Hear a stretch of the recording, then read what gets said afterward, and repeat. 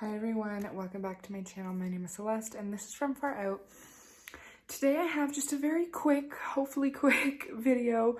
I wanted to talk about some things that are afflicting me in my current life. I'm going to talk about some crystals that I've been using for general C-PTSD, complex PTSD symptoms, specifically disassociation and like intrusive thoughts and like nightmares and things. So I'm just having a very chill day, trying to like get in my zone. I don't have a whole lot of time, which is why I want this video to be a little bit shorter. I know I look like a psycho drinking coffee out of a 6-foot straw, but that's just where we're at today. It's like still kind of hot. Anyways, so let's get into the first crystal. Actually, I'm gonna start with a smudge. So today I have some white sage and lavender actually in a bundle. And so a lot of my symptoms have been coming during dream time, during sleep time. And so lavender is a really beautiful herb for calmness and sleep. And that is something that I really could use. Obviously, it's like 2 in the afternoon. But specifically used before bed, just spreading this across my crystals to cleanse out anything that doesn't need to be there and open up those energies to the greatest good, the highest good of all things. Oh, and also I want to mention, I'm also going to pull, I keep all my cards here. If y'all see any cards back there that you want me to, like any decks that you recognize that you want me to play with, let me know.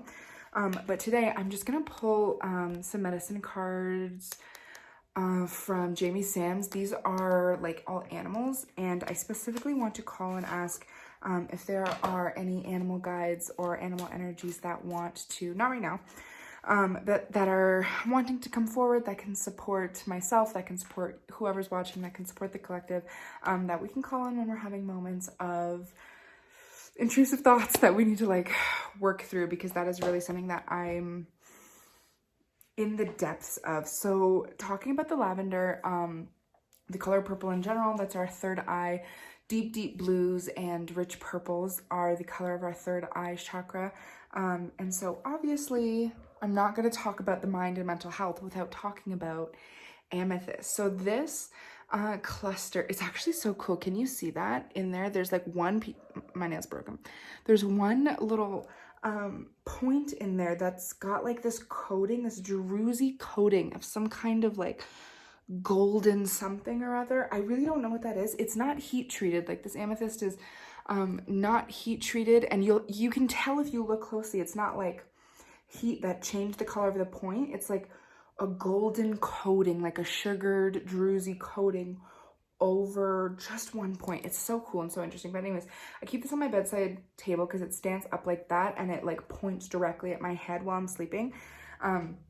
Amethyst is a great one for calming the mind, releasing the mind of like cycles and addictive behaviors. Not necessarily addictive behavior in like the actions, but addictive behaviors in those cycles, the addiction to these chemicals that we're constantly chasing in our minds. And I also want to talk about this amethyst I have here. This is actually in the shape of a Merkaba. The Merkaba deeply connects with our third eye, so having amethyst in a Merkaba is like is very healing for me personally. Obviously, I always use the disclaimer that I'm not the end-all be-all knowledge holder. This is just like my experiences, hoping to inspire somebody else. So Merkabas in amethyst are really great for when I'm having like panic attacks and I'm feeling very heightened in my third eye chakra. I find that with C-PTSD, I also have dyslexia.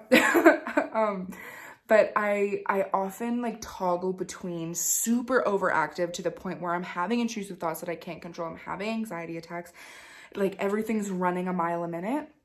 And then the exact extreme opposite of that, where it's like total cutoff, disassociation. I can't read a word on a piece of paper. When somebody's talking to me, the words go right out. I have no idea. I have no groundedness. So when I'm in like this heightened emotional state, amethyst is really great for that. And that's why I use it a lot during dream time, because I don't have conscious control of that time in my brain. And so I do find myself being heightened in that space. So yeah, amethyst is wonderful for that. Getting into a point of finding balance and discerning clarity. So I have two that, or three, I guess, that I like to sit in that middle space with. No, you know what? Okay, so we talked about amethyst for when we're like super, super heightened. And then let's talk about what I use when I'm super, super like disassociative. I talked about this in my last video. If this is a fire quartz or red hematite in quartz. I have two examples here. This is like a really punchy cluster. This I use a lot for like grounding my mind and like really understanding presence.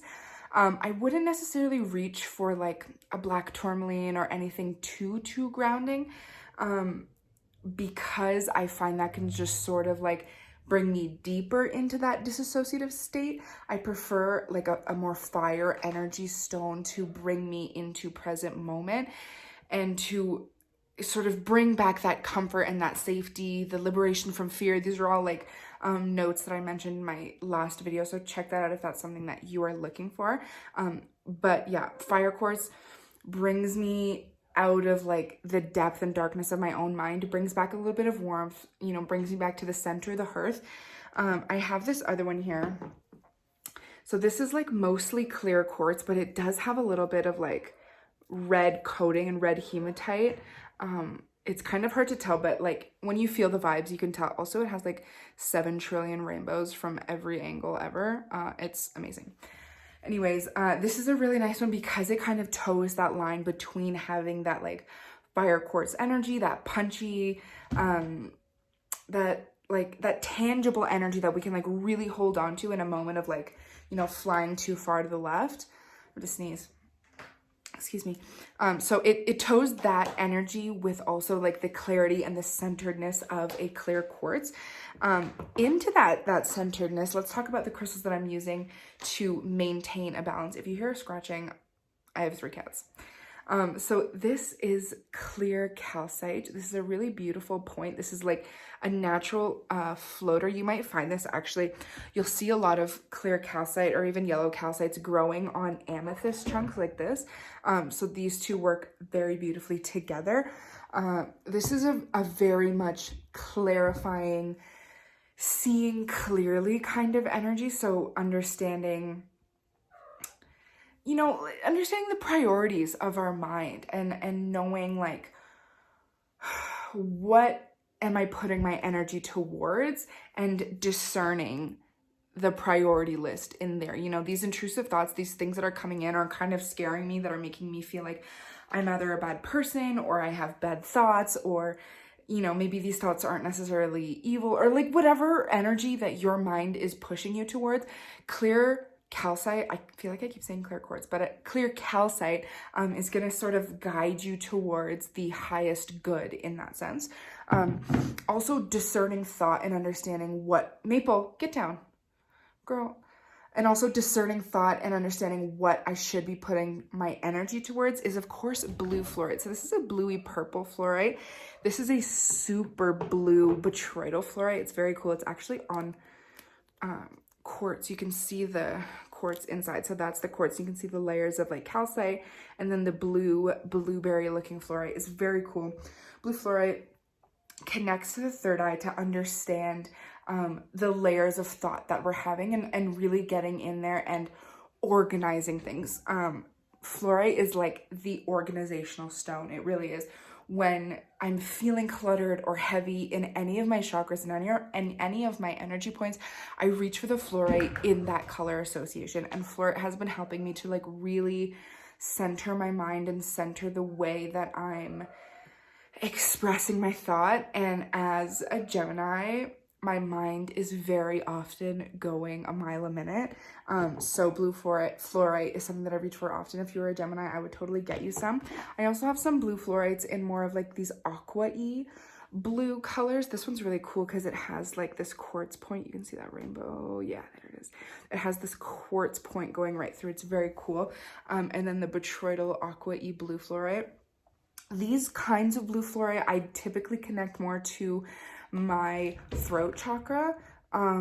And in that sense, it is still helpful for things of like disassociation, because our throat chakra is like our communication methods, the pathways of communication with our physical surroundings and our spiritual surroundings. But in this sense, when I'm feeling more disassociative, shut off from connection, my cat's in heat, please, I'm so sorry. When I'm feeling just a little bit disconnected from the world around me, blue fluorite brings me back to that space, while the purpley blue fluorites would be more of like my internal thoughts needing a little bit of reorganization. All right, I actually only have 2 more. I've just been flying through this video because I literally do not have that much time. So next up is celestite. My name is Celeste, chosen by my mama, and that's why this is one of my favorite crystals. This one's so cool because it's got like a cave. You can see my finger all the way through. It's so amazing. I've been keeping this one on my bedside table as well when I'm in dream time, because it is such a clarity of mind stone. Although it does have that same aqua-y blue color as the blue fluorite that I said connected to my my communication channels a little bit more, celestite has more of a spiritual energy, so it's more connected to our crown chakra. And so connecting the throat chakra and the crown chakra, you're automatically activating that third eye. So it really is like an upper chakra balancing stone. So it has that energy of clarity, and also the moment of like, whenever I look at celestite, I feel the moment that like water turns to ice, the moment that cloud turns to rain, where like the vibe and the energy, the vibration of the actual cells, is that what they're called? The cells, the atoms, whatever, the actual vibration of these little like atom-sized molecules, the actual vibration of the molecules gets so intense that the physical manifestation of those molecules has to transform. There is no way that these molecules could be vibrating at this level and then maintain their physical expression. So that's how I feel about celestite. It helps me to reevaluate the vibration that my molecules are vibrating at, reevaluate the energy systems that I am experiencing issues with, and have those transform into the highest good, and to really be able to be conscious in the choice of where my energy is going and how my energy is getting there. Beautiful. I love celestite. So the last one that I just want to quickly mention, and this isn't one that I've been using a whole lot, but while we're here, I thought this was a great piece. So this is an obsidian blade with a smoky quartz handle. Very grounding, very like removing, especially being in this knife. Obviously, obsidian is very sharp. You could use it as a real knife if you wanted to, but I use it as a spiritual tool to like physically cut ties. And when I'm in like a meditative state, to like scan it over my body and like remove those ties. It actually feels like really good up here currently. You could also use like selenite, anything that you have that's in like the stick form that you feel you could use as a blade to remove ties, connections, things that just do not need to be there in that space, break up energy that feels sort of stagnant. So yeah, obsidian and smoky quartz, again, very grounding. So not something that I would use when I'm in a disassociative state, but definitely good for when we're in like that heightened intrusive thought state. So now I'm going to get into these cards, and I'm going to specifically ask, I'm going to light up my sage again, but so the purpose of this, it actually just came to my mind right as I was sitting down to film, that I really wanted to call upon the animal spirits, because I find that there's so much to learn in the animal realm, and there's so many messages that we can really harness. And when we're going through these issues, and when we're dealing with traumas or things that we're trying to heal in general, we feel like we should know everything. We as people, as humans, as like people who have studied the brain for millennia, you know what I mean? We feel like we know everything and we know how to heal ourselves. And I think that's a bit silly, because we weren't put here on this earth alone. So we weren't expected to do these earthly tasks like heal ourselves alone. And so I love asking our spirit guides and our animal ancestors to share their messages and to share their teachings and their knowledge. So I don't even have to ask, but let's see who's come forward. If there, we already have one, and I see her being beautiful and majestic, and I want to see if there's anybody else that wants to come through and come forwards and offer their support to collective in dealing with intrusive thoughts, in dealing, when I said collective, everyone was like, me. Okay, let's pull all of these that have flipped and see. So the first one that came out is the dolphin. And then we have a slew here. We have a couple in reverse, actually. And this is a deck that I do like to read in reverse. So in its appropriate manner, we have the dolphin, the owl, and the prairie dog. So we have these keywords. Dolphin is mana, prairie dog is retreat, and owl is deception. These two are heavy hitters for me, exceptionally resonating. Prairie dog and owl, retreat, and deception. Yeah. The retreat is like being in that energy of lonesomeness, being in that energy of yourself and who you are, and understanding where deception comes from. It is this deception of my own mind, you know, understanding the difference between our thoughts and us, our different streams of consciousness. Where is this deception coming from? Is it coming from the healed version of myself or the unhealed version of myself? And I bet you can answer that immediately. The other two that actually came out in reverse are the raccoon and the otter, women, medicine, and generous protector. So I feel that these two are the ones that are coming forward as the animals that are offering themselves. So the raccoon as the generous protector and the otter as woman medicine. So connecting to that femininity, connecting to the ability to reflect and retreat. Retreating with our prairie dog over here. And then the dolphin, I really want to be honest, I don't completely resonate with the dolphin myself. I don't always receive her message in the same way, but I think that's silly because I so deeply connect with the ocean and with the moon, and those are her teachers, and her guidance resonates within the ocean. So these are the animals that came through. These are the messages that came through. I hope that they mean something to you, and I hope that they help you out, and you can reach out to these animals and your own spirit guides and any of these crystals that I mentioned here today. And me, message me in the comments, DM me on Instagram, and I will connect with you next time. Thank you so much for joining me. Peace and love from far out.